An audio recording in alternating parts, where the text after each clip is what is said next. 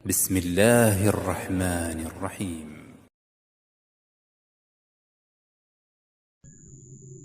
السلام عليكم ورحمة الله وبركاته. إن الحمد لله نحمده ونستعينه ونستغفره ونعوذ بالله من شرور أنفسنا ومن سيئات أعمالنا. من يهده الله فلا مضل له ومن يضلل فلا هادي له، وأشهد أن لا إله إلا الله وحده لا شريك له، وأشهد أن محمدا عبده ورسوله. يا أيها الذين آمنوا اتقوا الله حق تقاته ولا تموتن إلا وأنتم مسلمون. يا أيها الناس اتقوا ربكم الذي خلقكم من نفس واحدة وخلق منها زوجها وبث منهما رجالا كثيرا ونساء، فاتقوا الله الذي تساءلون به والأرحام إن الله كان عليكم رقيبا. يا أيها الذين آمنوا اتقوا الله وقولوا قولا سديدا يصلح لكم أعمالكم ويغفر لكم ذنوبكم، ومن يطع الله ورسوله فقد فاز فوزا عظيما. أما بعد، فإن خير الكلام كلام الله عز وجل، وخير الهدي هدي محمد صلى الله عليه وعلى آله وصحبه وسلم، وشر الأمور محدثاتها، فإن كل محدثة بدعة وكل بدعة ضلالة. أيها الإخوة في الله، أحمد الله عز وجل yang masih memberi kemudahan kepada kita sekalian untuk berkumpul pada sore hari ini di hari yang ke-7 dari bulan Ramadan tahun 1442 Hijriah, dan tanpa terasa kita telah melewati satu pekan dari bulan Ramadan ini. Semoga Allah Subhanahu wa taala menerima amal ibadah kita, dan semoga Allah Azza wa Jalla memberi taufik kepada kita sekalian untuk bertaqarrub ila Allah Subhanahu wa taala pada hari-hari yang berikutnya, agar kita seluruhnya mendapatkan maghfirah dan ampunan dari Allah Subhanahu wa taala. Kembali kita melanjutkan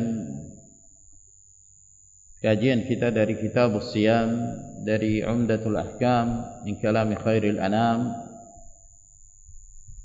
karya Abdul Ghani bin Abdul Wahid Al-Maqdisi rahmatullahi taala alaih, di mana kita masih melanjutkan pembahasan tentang perkara-perkara yang membatalkan puasa. Dan pada akhir pembahasan yang kita terangkan adalah hukum seorang yang murtad, bahwa apabila seorang murtad maka puasanya menjadi batal, bahkan keislamannya pun batal, amalan solehnya pun terhapus. Namun apabila dia masuk ke dalam Islam,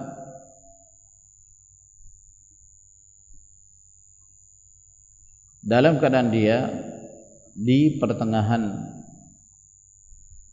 hari berpuasa, kata para ulama, maka tidak ada kewajiban baginya untuk mengganti di hari-hari yang sebelumnya, dan dia bertobat kepada Allah dan memperbaiki keislamannya, dan dia wajib berpuasa untuk hari-hari ke depannya. Adapun jika dia murtad di siang hari Ramadan, maka puasa tersebut menjadi batal.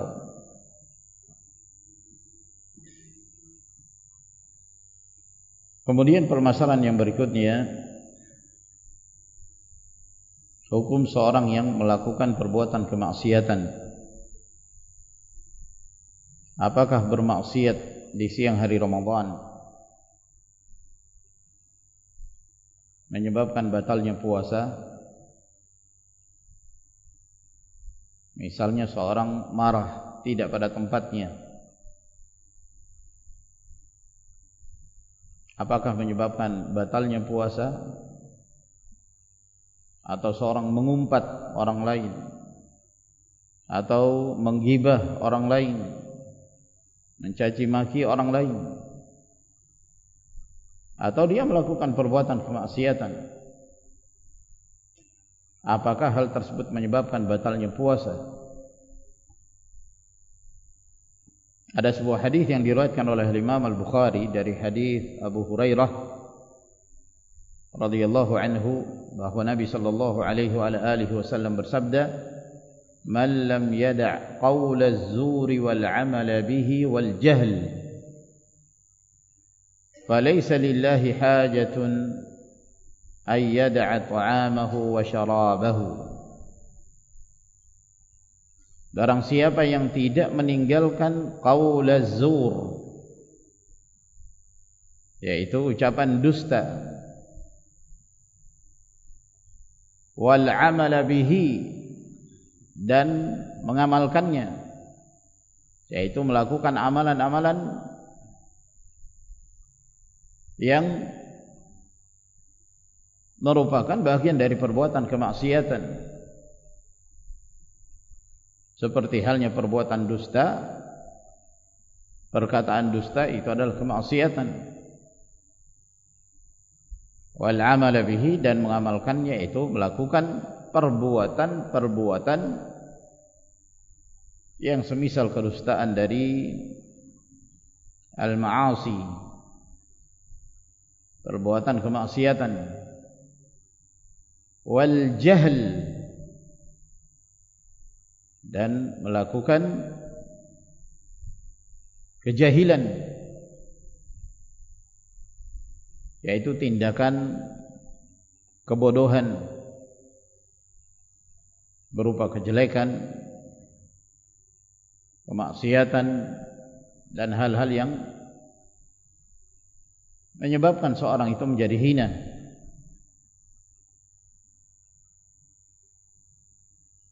Tidaklah seorang itu melakukan perbuatan kemaksiatan melainkan disebabkan karena kejahilan.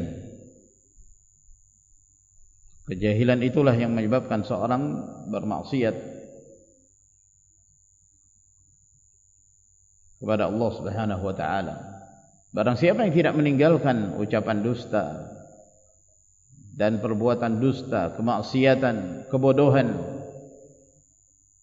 falaysa lillahi hajatun ay yada'a ta'amahu wa syarabah, maka Allah Subhanahu wa taala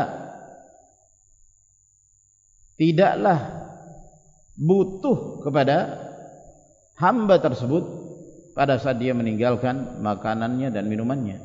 Allah Azza wa Jalla ghaniyun an ibadihi. Allah Azza wa Jalla maha kaya, tidak cukup, tidak merasa perlu kepada apa yang dilakukan oleh hambanya. Namun yang dimaksud dalam hadis ini, falaysa lillahi hajatun ay yada'a ta'amahu wa syarabahu, bahwa Allah Subhanahu wa taala mengabaikan puasa yang dilakukan oleh hamba pada saat dia mencegah dirinya dari makan dan minum, namun dia melakukan perbuatan kemaksiatan. dia tidak menjaga lisannya, dia tidak menjaga perbuatannya dari perbuatan dosa dan kemaksiatan, maka Allah Subhanahu wa taala tidak butuh kepada puasanya. Maksudnya Allah Azza wa Jalla mengabaikan, yang menyebabkan puasa yang dilakukan oleh hamba tersebut tidak memiliki nilai pahala. Apakah hadis ini, ma'asyiral ikhwah rahimakumullah, bermakna bahwa seorang yang melakukan perbuatan kemaksiatan, seorang yang berdusta di siang hari Ramadan menyebabkan puasanya batal? Jumhur ulama mengatakan bahwa puasa seseorang yang melakukan perbuatan kemaksiatan, dia berbohong, dia melakukan perbuatan dosa yang asalnya bukan termasuk perkara-perkara yang membatalkan puasa, bahwa puasa orang tersebut tidak batal. Ini pendapat mayoritas para ulama. Ada sebagian pendapat dari Al-Azra'i dan yang lainnya berpendapat bahwa puasa orang yang bermaksiat kepada Allah itu menjadi batal. Jadi kalau seorang berbohong maka menyebabkan puasanya batal, seorang bermaksiat menyebabkan puasanya batal. Dan yang sahih dari pendapat para ulama bahwa puasa yang dia lakukan sah, namun tidak memiliki nilai sama sekali, tidak ada pahala yang diraih, hanya sekedar dia menunaikan kewajiban, sekedar dia menunaikan kewajiban. Oleh karena itu disebutkan oleh Ibnu Battal rahimahullah, kata beliau, laisa ma'nahu ay yu'mara bi ay yad'a siyamahu wa innama ma'nahu at-tahdhir min qawli az-zur wa ma dzukira ma'ah. Jadi bukan makna dari hadis ini seseorang diperintahkan untuk meninggalkan puasanya, sudah enggak usah puasa, bukan itu yang dimaksud. Kamu bermaksiat sudah enggak usah puasa, bukan itu yang dimaksud dalam hadis ini. Namun makna hadis ini, kata beliau, adalah bentuk peringatan. Jangan mengucapkan kalimat-kalimat dusta, jangan berbohong, jangan bermaksiat. Itu makna dari hadis ini. Sama halnya seperti hadis yang diriwayatkan dari Nabi sallallahu alaihi wasallam bahwa beliau mengatakan, man ba'al khamra falyushaqqis al-khanazir. Barang siapa yang menjual khamr, maka silahkan dia menyembelih babi. Barang siapa yang menjual khamr, barang siapa yang memperdagangkan narkoba, maka hendaknya dia menyembelih babi. Bukan yang dimaksud di sini anjuran untuk menyembelih babi, bukan. Tapi yang dimaksud di sini adalah tahdzir, peringatan, jangan menjual khamr. Karena kalau kamu menjual khamr, kamu sama seperti menyembelih babi. Yang itu semua merupakan perkara yang hina, yang diharamkan oleh Allah Subhanahu wa taala. Ibnu Al-Arabi rahimahullah, beliau mengatakan, inna muqtada hadzal hadits anna man fa'ala ma dzukir la yuthabu ala shaumih. Bahwa kandungan yang terdapat di dalam hadis ini, maksudnya barang siapa yang melakukan perkara-perkara yang disebutkan di dalam hadis ini, maka dia tidak diberi pahala atas puasa yang dia lakukan. Tapi puasanya sah, namun tidak memiliki nilai pahala. Seperti pula hadis Nabi sallallahu alaihi wasallam ketika beliau mengatakan man atakahinan aw arrafan fasa'alahu lam tuqbal salatuhu 40 yawman. Barang siapa yang mendatangi dukun, mendatangi peramal, lalu dia bertanya kepadanya, maka tidak diterima salatnya selama 40 hari. Bukan yang dimaksud hadis ini bahwa seorang kalau begitu enggak usah salat. Dia sudah terlanjur mendatangi dukun, maka dia tidak boleh salat 40 hari. Bukan itu yang dimaksud. Dia tetap berkewajiban untuk menegakkan salat 5 waktu. Namun selama 40 hari sekedar dia menunaikan kewajiban, tidak ada pahala yang diraihnya. Maka demikian pula seorang yang berpuasa lalu dia bermaksiat, dia melakukan perbuatan dosa, dia berbohong, maka menyebabkan kurangnya nilai puasa tersebut. Dia tidak diberi pahala atas puasa yang dilakukan karena bertentangan dengan tujuan berpuasa, yaitu meraih taqwallah, menjadi seorang yang bertakwa kepada Allah Subhanahu wa taala. Jadi kesimpulannya bahwa seorang yang bermaksiat dalam keadaan dia berpuasa tidak menyebabkan batalnya puasa. Adapun hadis yang diriwayatkan yang mengatakan khamsun yufattirna as-saim al-ghibah wan namimah wal kadhib wal qublah wal yaminul fajirah, ada 5 jenis perbuatan yang membatalkan puasa: menggibah, mengadu domba, berdusta, mencium, dan sumpah palsu, sumpah yang fajirah. Hadis ini adalah hadis yang batil, tidak sahih dari Rasulullah sallallahu alaihi wa ala alihi wasallam. Maka dengan demikian, ma'asyiral ikhwah, kita telah menyebutkan hal-hal yang menyebabkan batalnya puasa seseorang. Dan kita masih melanjutkan pembahasan tentang hadis Abu Hurairah yang menerangkan tentang kafarah. Telah kita terangkan sebelumnya bahwa seorang yang mendatangi istrinya di siang hari Ramadan wajib baginya membayar kafarah, mulai dari membebaskan budak apabila dia tidak mampu, maka berpuasa 2 bulan berturut-turut, apabila dia tidak mampu maka memberi makan kepada 60 orang miskin. Membebaskan budak jelas, walaupun ada khilaf di kalangan para ulama, apakah syarat membebaskan budak harus budak yang muslim atau diperbolehkan membebaskan budak yang kafir. Ada 2 pendapat dalam hal ini. Namun hendaknya seorang membebaskan budak yang muslim, karena membebaskan budak muslim lebih bermanfaat, lebih maslahat. Kemudian kaitannya dengan berpuasa 2 bulan berturut-turut. Berturut-turut berarti tidak boleh terpisahkan. Jadi kapan dia memulai puasanya, maka dia harus berpuasa selama 2 bulan berturut-turut, 60 hari.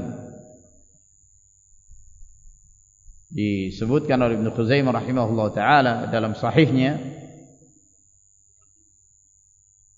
babud dalil ala anna siyam asy-syahrain fi kafaratil jima' la yajuzu mutafarriqan, innama yajibu siyamu syahrain mutatabi'in. Dalil bahwa berpuasa 2 bulan sebagai bentuk pembayaran kafarah bagi orang yang melakukan pelanggaran di siang hari Ramadan dengan mendatangi istrinya tidak boleh dipisah-pisahkan, namun wajib berpuasa 2 bulan berturut-turut. Ibnul Mundhir rahimahullah dalam Al-Ijma' beliau mengatakan wa ajma'u anna man shama ba'dha asy-syahrayn thumma qata'ahu min ghairi 'udhrin ay yasta'nifa.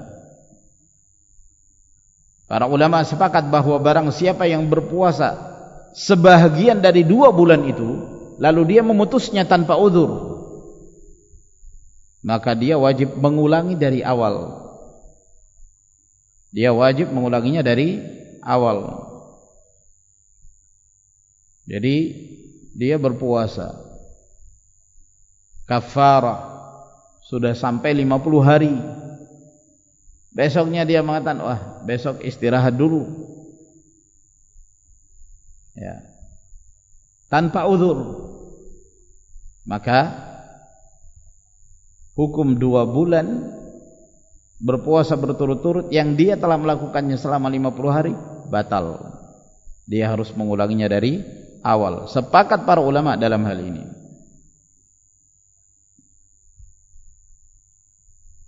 Lalu secara rinci para ulama berselisih apa saja yang menyebabkan seorang diberi uzur ketika dia tidak berpuasa yang menyebabkan terputusnya puasa 2 bulan berturut-turut. Misalnya seorang wanita haid. Haid kan selalu datang tiap bulan. Kalau wanita itu masih mengalami haid, biasanya haid itu datang tiap bulan. Kalau dia membayar kafarah dalam kondisi dia masih datang bulan, maka bisa dikatakan dia tidak akan bisa menyempurnakan 2 bulan berturut-turut kalau seandainya haid itu memutus, ya, dan tidak menganggap yang sebelumnya. Sudah 30 hari dia berpuasa, tiba-tiba dia mengalami haid. Apakah harus diulang lagi dari awal? Ya kalau begitu, akhirnya dia enggak bisa puasa 2 bulan berturut-turut. Kecuali dia harus menunggu sampai tiba masa menopause, sudah tidak datang haid lagi. Ya. Berarti nunggu tua gitu. Maka yang sahih dari pendapat para ulama bahwa haid itu tidak menyebabkan putusnya 2 bulan berturut-turut, dan dinukil ijma' para ulama dalam hal ini. Jadi ketika seorang wanita berpuasa 30 hari misalnya, lalu kemudian dia datang bulan, dia mengalami haid 6 hari. Setelah dia suci, apakah dia cukup melanjutkan? Jawabannya iya, dia cukup melanjutkan. 30 hari yang dia lakukan sebelumnya itu sah. Haid tidak memutus puasa 2 bulan berturut-turut. Apakah sakit menyebabkan terputusnya 2 bulan berturut-turut? Seseorang misalnya telah berpuasa 30 hari, yang ke-31 dia sakit, ya, yang menyebabkan dia tidak berpuasa. Apakah ketika dia sembuh dia harus mengulangi dari awal lagi untuk berpuasa 2 bulan lagi? Terjadi khilaf. Dan An-Nawawi rahimahullah ta'ala menyebutkan 2 pendapat dalam mazhab al-Imam Syafi'i. Pendapat yang lama, al-qaulul qadim, dari pendapat al-Imam Syafi'i, bahwa puasanya tidak putus karena sakit. Dalam artian ketika dia sembuh dia tinggal melanjutkan tanpa dia harus mengulangi dari awal. Dan ini pendapat yang dikuatkan oleh Imam Malik, Imam Ahmad. Karena yang menjadi sebab dia tidak berpuasa bukan inisiatif dia, bukan kehendak dia, bukan kehendak dia. Itu adalah sesuatu yang Allah Subhanahu wa taala menjadikan dia lemah, menjadikan dia sakit, yang menyebabkan dia tidak mampu untuk berpuasa. Namun pendapat yang baru dari pendapat Imam Syafi'i dinukilkan bahwa beliau mengatakan puasanya putus, sehingga apabila dia sembuh maka dia harus mengulangi dari awal. Ini qaul jadid, pendapat yang baru dari Imam Syafi'i dan juga dikuatkan oleh Abu Hanifah. Yang sahih dari pendapat para ulama, wallahu taala a'lam, bahwa sakit tidak menyebabkan terputusnya 2 bulan itu. Karena sakit adalah merupakan udzur bagi seorang untuk tidak berpuasa. Dan bukan kehendak dia lemah. Sehingga ketika dia sembuh dia tinggal melanjutkan. Wallahu taala a'lam. Demikian pula halnya safar. Melakukan perjalanan safar. Asy-Syaikh Ibnu Utsaimin rahimahullah taala, beliau berpendapat bahwa apabila seorang telah berpuasa sebahagian dari 2 bulan itu, lalu kemudian ada sesuatu yang menyebabkan dia melakukan perjalanan safar, kata beliau tidak menyebabkan terputusnya, karena safar adalah merupakan udzur yang menyebabkan seorang diperbolehkan untuk tidak berpuasa. Wallahu taala a'lam. Ada pendapat sebagian fuqaha menganggap bahwa terputus. Apakah terputus puasa karena memasuki Ramadan atau hari-hari raya? Misalnya seorang memulai puasa 2 bulannya untuk membayar kafarah, dia memulai di tanggal 1 Sya'ban. Nah, pasti dia akan melalui Ramadan. Ketika dia telah berpuasa 30 hari di bulan Sya'ban, lalu memasuki Ramadan, memasuki Syawal, 2 Syawal, karena 1 Syawal tidak diperbolehkan berpuasa, memasuki 2 Syawal, apakah dia melanjutkan tinggal menambah 30 hari atau dia harus mengulangi dari awal? Atau misalnya seorang memulai puasa kafarah pada tanggal 1 Zulhijjah, begitu 9 hari dia berpuasa, hari yang ke-10 bertepatan dengan hari Idul Adha, dan hari raya tidak diperbolehkan berpuasa, ditambah 3 hari berikutnya, hari-hari tasyrik, tidak diperbolehkan berpuasa. Nah, ketika masuki tanggal 14 Zulhijjah, apakah 9 hari yang dia lakukan sebelumnya itu dianggap sah atau dia harus mengulangi dari awal? Ini juga diperselisihkan. Mayoritas para ulama mengatakan bahwa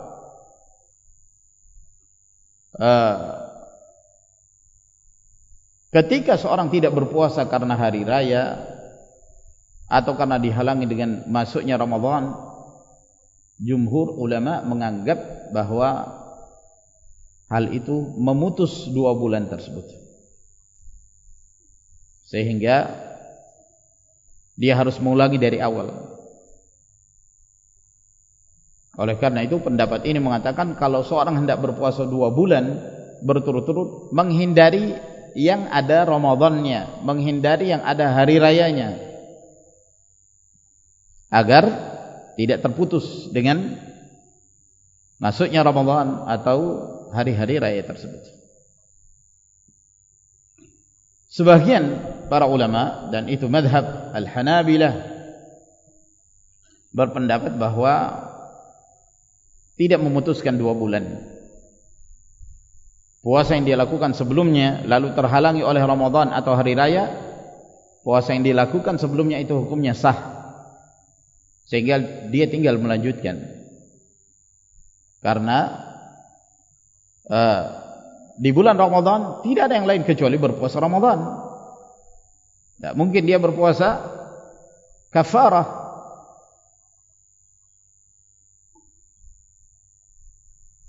Demikian pula pada hari raya. Hari raya tidak diperbolehkan seorang berpuasa, sehingga itu termasuk udzur. Hal itu termasuk uzur, sama seperti masa-masa haid yang dialami oleh wanita, bahwa masa haidnya tidaklah memutuskan 2 bulan ketika seorang hendak berpuasa kafarah. Ini di bawah ini banyak nyamuknya, ini ada semprotan deh.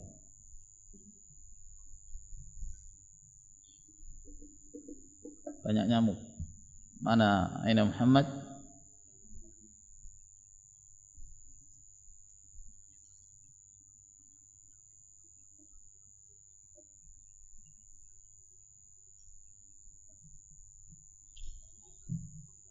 Naam. Al-Syekh Ibn Utsaimin rahimahullah ta'ala,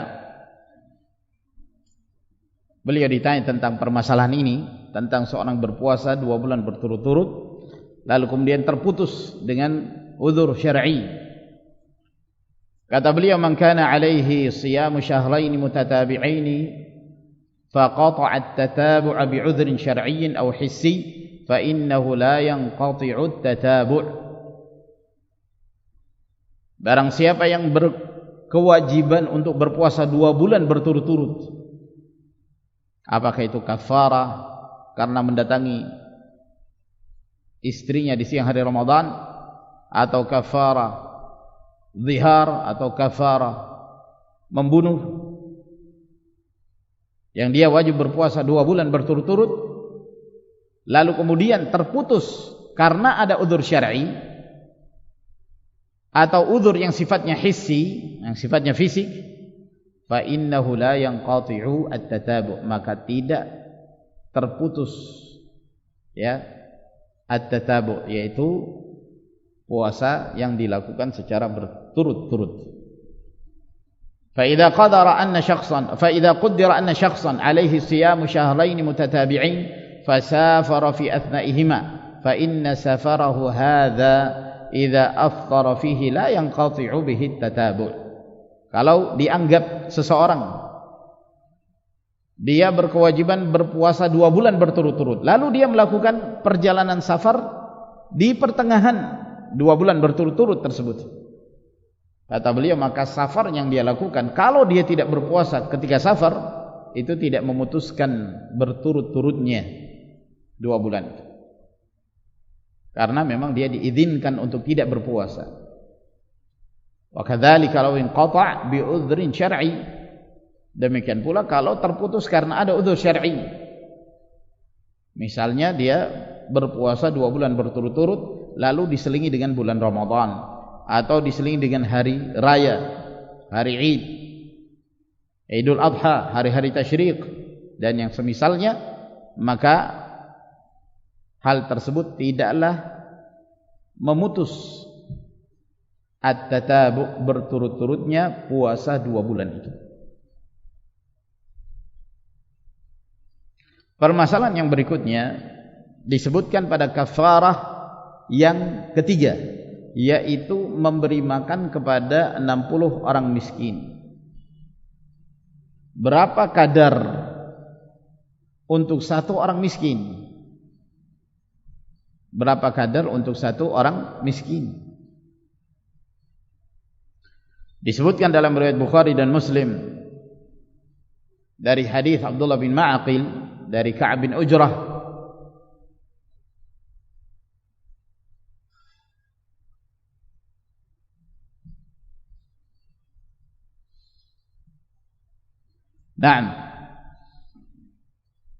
bahwa pernah satu ketika Ka'ab bin Ujrah ini dibawa kepada Rasulullah sallallahu alaihi wasallam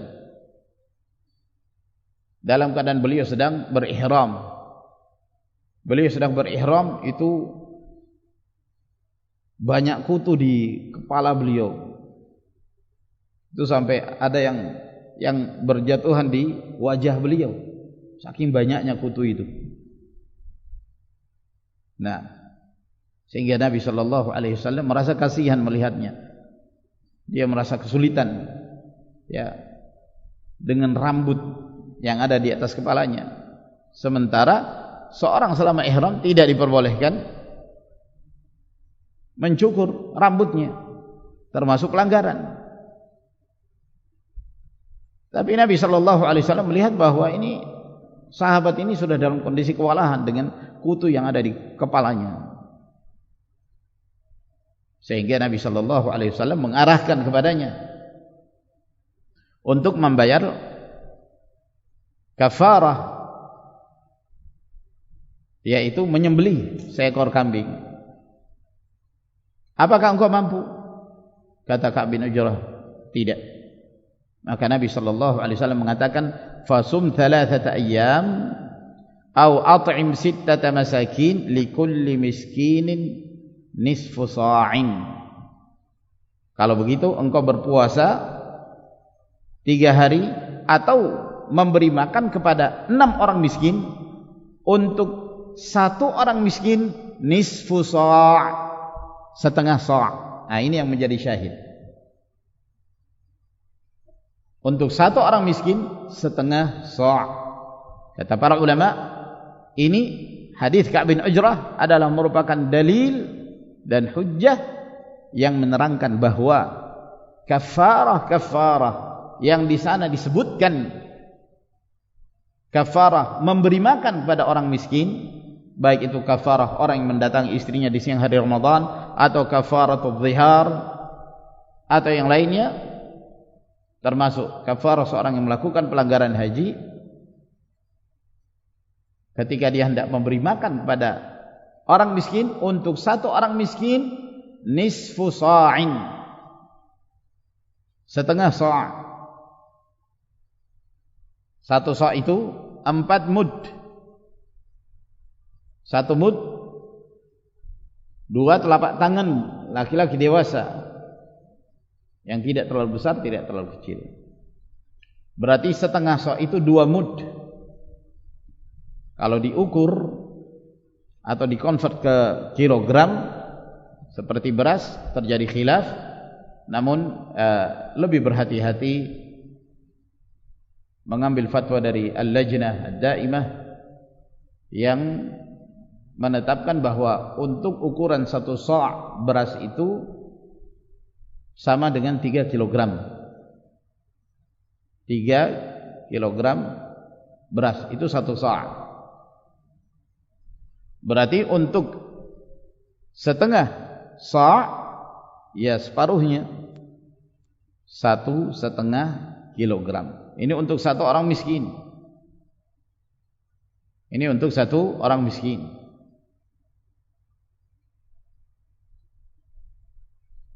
Lalu bagaimana cara memberi makan mereka? Dalam hal memberi makan kepada orang miskin bisa dilakukan dengan 2 cara. Cara yang pertama, dengan memberikan kepada orang miskin bahan yang mentah, yang belum matang, seperti beras, ukurannya seperti yang disebutkan tadi, yaitu setengah sa' atau 1,5 kilogram beras untuk 1 orang miskin. Kata para ulama, kalau seseorang memberikan bahan mentah kepada orang miskin, maka hendaknya jangan hanya memberi beras saja. Karena orang miskin kalau makan tidak makan beras saja. Seperti ya kita ini kalau makan kan tidak makan beras, tidak makan nasi aja. Pasti ada tambahannya, ada lauknya. Apakah itu ikan kaleng atau itu telur atau apa yang menjadi pelengkap dari beras yang diberikan kepada orang miskin. Cara yang kedua, kalau tadi dengan cara memberikan mentahnya, mentah di sini maksudnya bahan mentah. Cara yang kedua adalah membuat masakan. Lalu kemudian memanggil 60 orang miskin. Suruh mereka makan sampai mereka kenyang. Maka itu berarti dia telah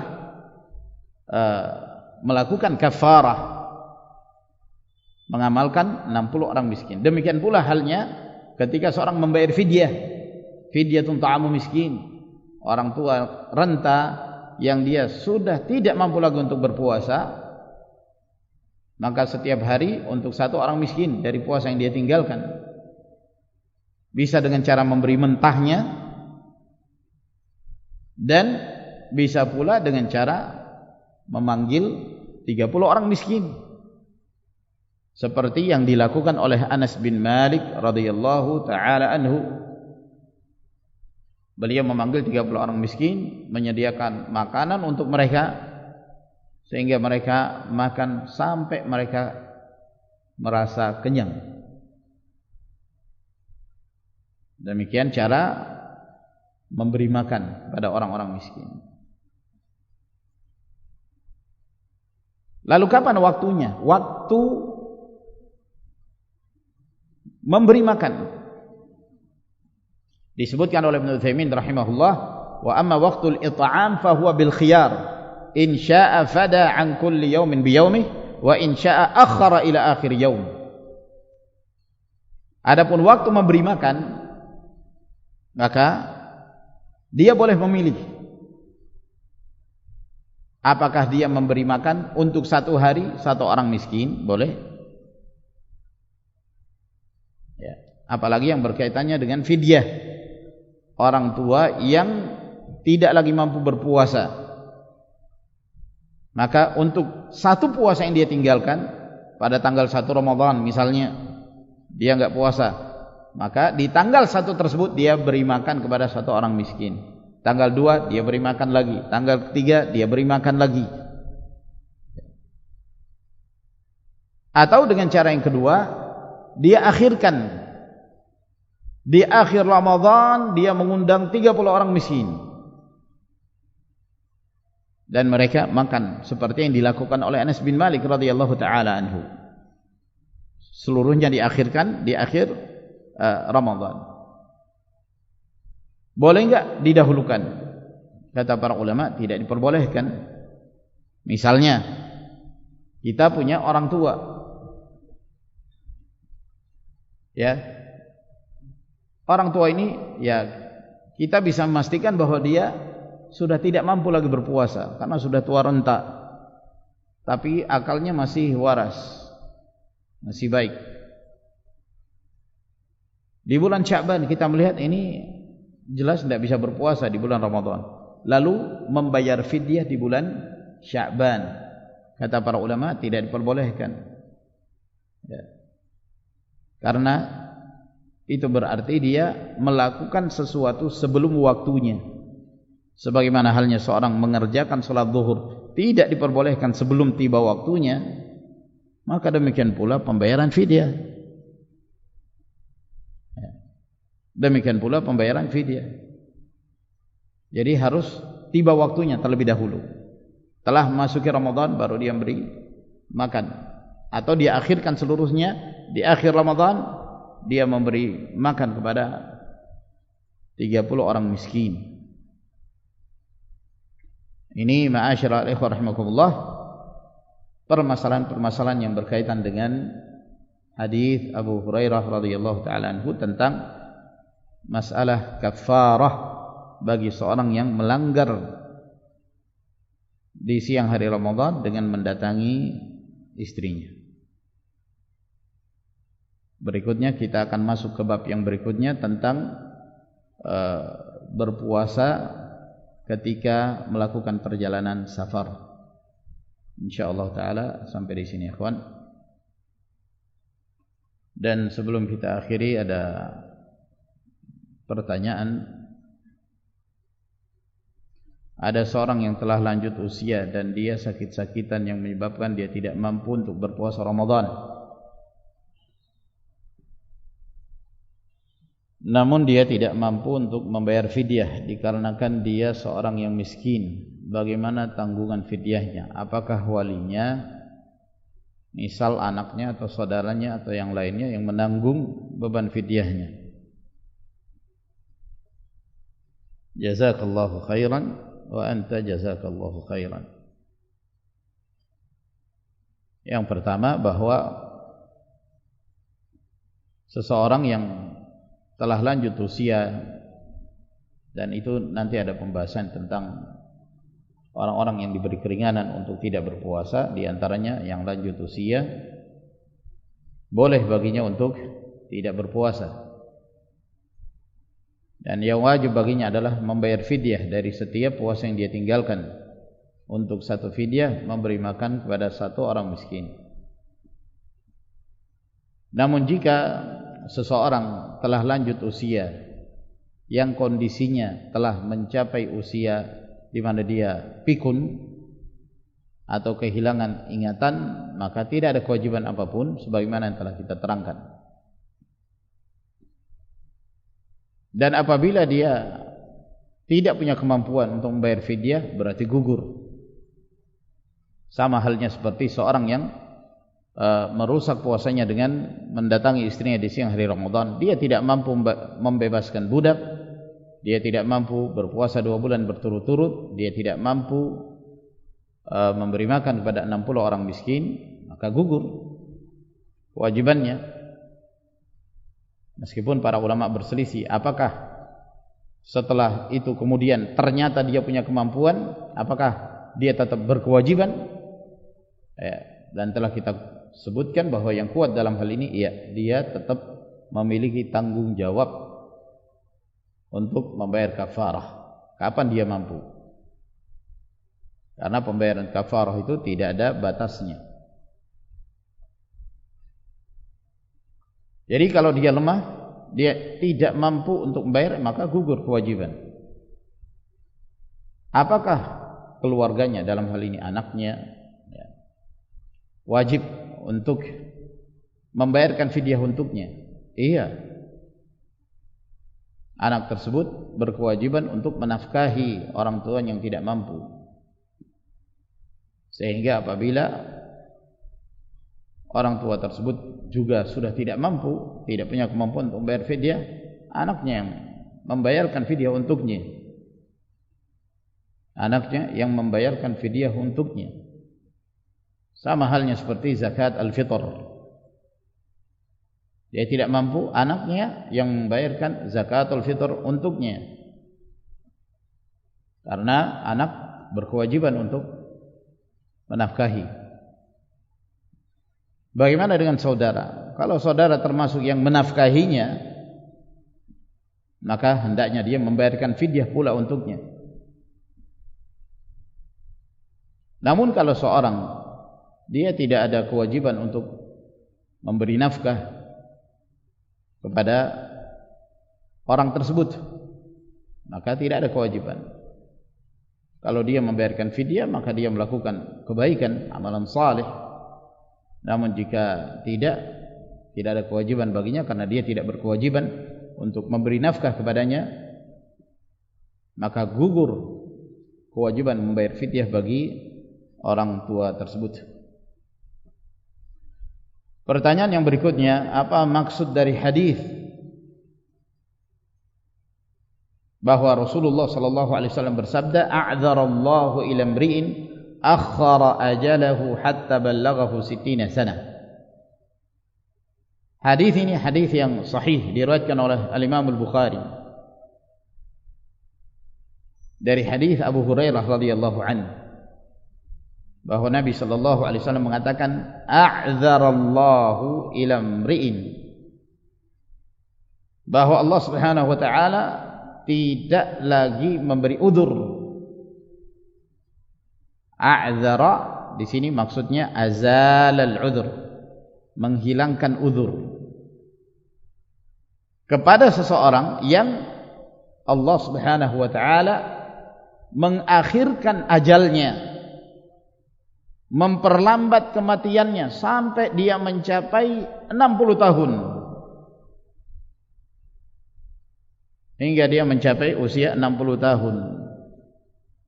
Apa maksud dari hadis ini? Para ulama menjelaskan bahwa usia manusia itu ada 4 periode. Yang pertama periode kanak-kanak. Itu dimulai dari dia semenjak dia lahir sampai berusia 15 tahun. Itu disebut sinnu as-sabi, usianya anak-anak hingga 15 tahun. Karena 15 tahun adalah usia kebiasaan seorang mencapai usia balik. Walaupun kadang-kadang ada yang di bawah 15 tahun dia telah mencapai usia balik. Ini masa pertumbuhan. Periode yang kedua sinnu syabab, usia remaja. Itu dimulai dari 15 tahun sampai 30 tahun, ada yang menyebutnya sampai 40 tahun. Ada yang menyebutnya sampai 30 tahun, itu disebut syabab. Ada pula yang menyebutnya sampai 40 tahun. Ada yang memisahkan bahwa antara 30 hingga 40 tahun itu disebut sinnul wuquf.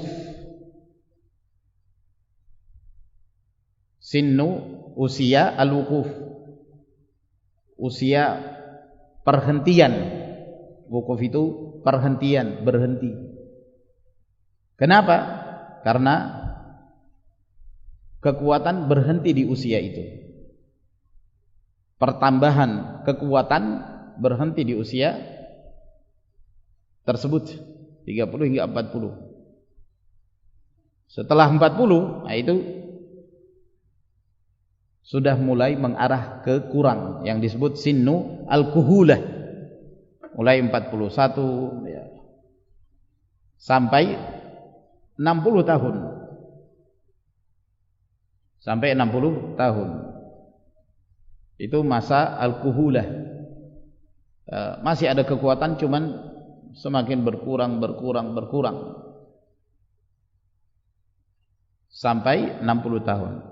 Usia 60 tahun ke atas itu adalah masa asy-syaikhukhah. Masa asy-syaikhukhah.